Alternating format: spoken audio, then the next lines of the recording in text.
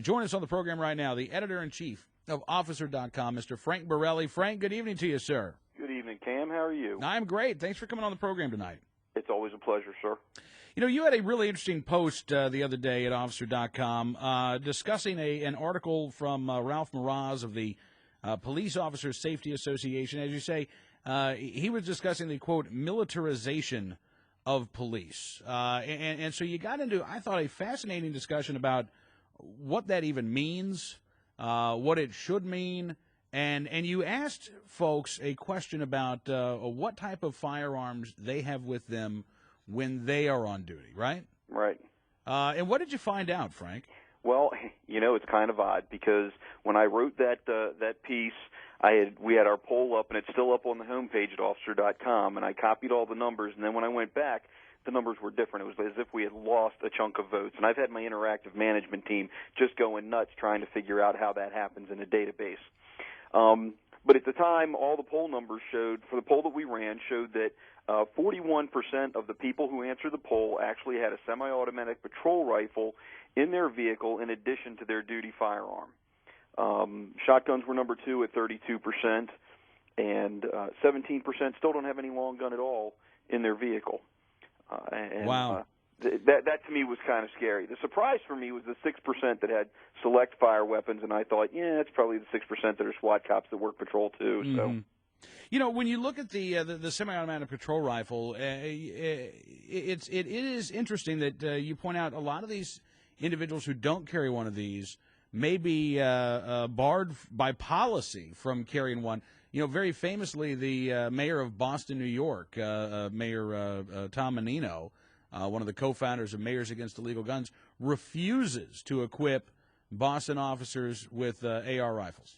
I can't imagine how big the liability check is going to be should he have an active shooter situation that occurs and one of his officers can't neutralize an active shooter because all he has is a handgun and all he's been trained to is the 25-yard line. It's going to come back to bite him unless that particular place proves to always be it can't happen here, USA. Yeah. In today's United States, there's no reason for a police department not to have long guns available to their police officers in a true rifle caliber. Some have tried to compromise, go with 9mm or go 40, and you get a longer-barreled handgun effectively, and that's nice. I mean, it gives them longer reach. You know, a 9mm at 150 yards is never ever going to touch a 308 at 150 yards or 223 at 150 yards. And if you've got to stop bad guys from killing innocent people, that's your job. You need to do it efficiently. You need to have the best weapon to do that, or the best tool to do that with. Politicians, who can figure them out? Well, you know, the other interesting thing I thought about your poll, Frank, 41% of those responding said that they have a semi-automatic rifle with them alongside their duty weapon. We've seen in Washington, D.C. recently, for instance, a judge uphold Washington, D.C.'s ban on semi-automatic rifles by proclaiming that they're not in the general use, that they meet a test in the Heller decision of a firearm being a, quote, dangerous and unusual firearm. The fact that so many law enforcement officers are using these on duty, the fact that they are the fastest-growing segment of the firearms purchases for the civilian market. This tells me that semi-automatic rifles, I mean, they're here to stay. Yeah. I mean, they're not going anywhere. They're a huge piece of the firearms industry at the moment, and they're a staple of law enforcement nationwide in other parts of North America. I mean, Canada, their law enforcement's got them too, even and the gun control laws being there what they are. But my question is, and I haven't been able to get an answer to this yet, that judge in D.C., who pays him? Because I'd be willing to bet that he made a decision to protect his paycheck because he had to essentially make a decision that is in favor of the political position that the leadership of Washington, D.C. has taken. Well, this is if I understand correctly, because D.C. is so screwy, because you have the municipal court, but D.C. is a federal district. This, I believe, was a federal judge. And the case is going to get appealed to the D.C. Court, the U.S. Court of Appeals for the D.C. Circuit. So then it'll be a three-judge federal panel. But the judge's decision was really weird. You're right, Frank, in that he adopted the sort of standard of review in which literally the Brady campaign could come into a city, write a city's gun control laws, and as long as the city council approved it, that would be okay. You would not have to really give any deference at all to the Second Amendment rights of Americans. As long as the city council passed it, it must be all right. Well, and there are people who think that. If it's the law, then it must be how it is. Yeah. There's a lot of people who just forget that every law has to be held to the constitutional standard. And in all those cities where they pass laws that are unconstitutional, I would remind all those people that the constitutional law also controls the leverage that the city has over their personal life. You know, people worry about a police state. People worry about we see reports of police officers who've done things that obviously are unacceptable in a civilized society, even given the job that they do. But if the city can determine what's right and what's wrong, what's legal and what's legal beyond judicial, and ignore the Constitution, well, guess what? Then so can everybody who works for the city, and none of us want that. It's not what America was designed for. Yeah, no, absolutely. I just thought it was interesting. Again, given the we know that there are so many millions of Americans who own these modern sporting rifles for competitive shooting, for hunting, for plinking, for home defense. We know that these are in common use in law enforcement as well. It just struck me as odd that you would find a judge try to make the claim that these semi-automatic rifles are somehow unusual or not common to the gun-owning community in this country, because I mean, clearly that's not the case. Yeah, Lord knows what he's thinking. All right, now, while we've got you here, and by the way, I got to tell you, Frank, I'm less worried these days about a police state than I am worried about a police-less state. We've been covering so many stories around the country where budget cuts to law enforcement officers are leaving communities with fewer and fewer officers on the street. There was a judge in Ashtabula County, Ohio, the other day who actually was quoted in the local media saying, look, I'm telling people, go out and arm yourself, get to know your neighbor. We've got to take care of ourselves. There is one patrol car for 720 square miles of Ashtabula County, Ohio right now. And it's a crying shame, but and I go back to what America was designed for. America was not designed for a bunch of people who have no heart and aren't capable of taking care of themselves.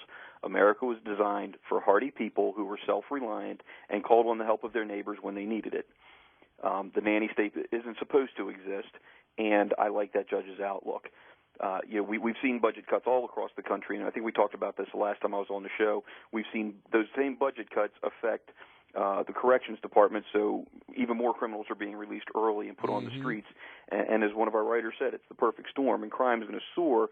The individual is responsible for their own safety and security. And unfortunately, criminals have guns and knives, so we need to every law-abiding citizen needs to be able to defend themselves accordingly. And when you look at the gun control laws that are passed designed to go after legal gun owners and restrict the actions of legal gun owners rather than dealing with violent criminals, I don't know if our producer Eric Price had a chance to send you this story, but in Baltimore, Maryland, one of the nonprofit anti-gang, anti-violence programs in the city that received a lot of taxpayer dollars.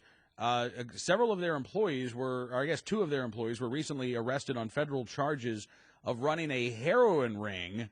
One of these individuals, I couldn't believe this, Frank, the 36-year-old Todd Andrew Duncan, convicted murderer, convicted of attempted murder, was out on the street, first of all, at the ripe old age of 36, right. Was hired as a youth counselor by this anti-gang program, and again, according to federal officials, was using this to sell heroin as part of apparently, according to authorities, they claim that he is a member of a prison gang called the Black Guerrilla Family. Yep. A gang known for its violence, radical political philosophy, and disciplined organization, which apparently, by the way, there were some members busted last year who were actually corrections officers in Maryland.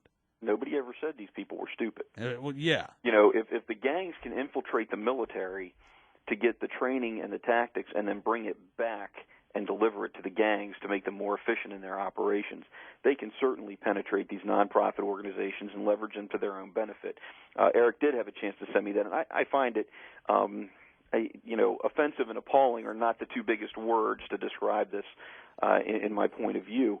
But what eats me is that it's our tax dollars that are going into some of our tax dollars going to these nonprofit organizations, and all those other people who don't make these donations to these nonprofits to support them to keep them going because they're supposed to be doing good work. But then somewhere along the line, there's not even enough accountability for to make sure that criminals aren't being hired. Well, that's the amazing thing. In another story, I think this was from the Baltimore Sun, the director of this nonprofit said, well, the background check didn't really turn up anything. Like outside of the murder conviction and the attempted murder conviction? Yeah, how do you miss that? I mean, the last time I checked, there's a ton of internet websites where you can go and get public records on people just by typing in their name. But apparently it does. Apparently those records don't matter, Frank. I mean, what she said is, look, we're dealing with former gang members. They're not going to be squeaky clean individuals. Well, maybe they just need a second chance, and they're going to reform, and then that's the perfect example to give these young children that they're supposed to be helping, is that it's okay if you mess up and become a criminal, and, oh, by the way, we can help you learn to do that and make a profit in the meantime, and then, look, after you get out of prison, you can come to these organizations, and they'll help you find a job teaching other people how to make money for us, too. Well, there's no common sense, Yeah, I know, but it does show to me and I don't think a lot of Americans understand the power that these gangs have accumulated. As you mentioned, we know that they've been able to enter our U.S. military. They're entering anti-gang nonprofits, not just in Baltimore. In Los Angeles, they've had trouble with this as well, and I'm guessing in a lot of other states, in cities, they're having trouble with this. We've got to deal with and in some cities, we know, Frank, the FBI has said that gangs are responsible for up to 80% of the violent crime that is committed there. If you want to make these city streets safer, that's where you go. You target the gangs. You're right, but you know what, Cam, and we do have something, and I like to think that we honor it in this country. It's just hard to apply it to gang membership because of the depth of commitment people make to it. The United States of America is a beautiful place. We're innocent until we're proven guilty. We get found guilty of a crime, we do our punishment, and then that's not supposed to be held against us anymore. Now, does that mean that we completely ignore, domestic violence cases and give people jobs where they're going to work with battered wives and children? Oh, hell no, that's just stupid. You take a gangbanger who's been convicted of murder, attempted murder, drug dealing, whatever, and you're going to have them counsel youth that are high risk to go into gangs? No, it's stupid. It's beautiful that we give people a chance. It's ridiculous that we do it carefree and willingly welcome them. I mean, why do you put the wolf in the sheep's den or in the sheep's field? You just don't do that. Yeah. No, absolutely. Well, Frank, again, I appreciate you coming on the program. Officer.com is the website. Who's the website for, Frank? Well, it's for all law enforcement, and it's actually the largest law enforcement website in the world, but there's a lot of information there. Anybody who doesn't want to be a victim of crime or who wants to support the law enforcement community can learn about, number one, how to support law enforcement, sometimes a little bit about what makes us tick, the challenges that we face. We have an excellent stable of writers that provide us fresh editorial every day, the news service, the forums. I mean, there's just so many ways that you can actually interact with law enforcement. And some people have come there, students for research, and then other people who have questions, and they want to stay anonymous but get some kind of guidance as to how they should approach an action that they need to take to defend themselves or to have something investigated because they've been the victim of a crime. And it allows them that autonomy or the anonymity of being there, but being able to get the help that they need. Very cool. Hey, Frank, thanks again, sir. We'll do it again very soon. All right, Cam. Have a good one. Thank you, sir.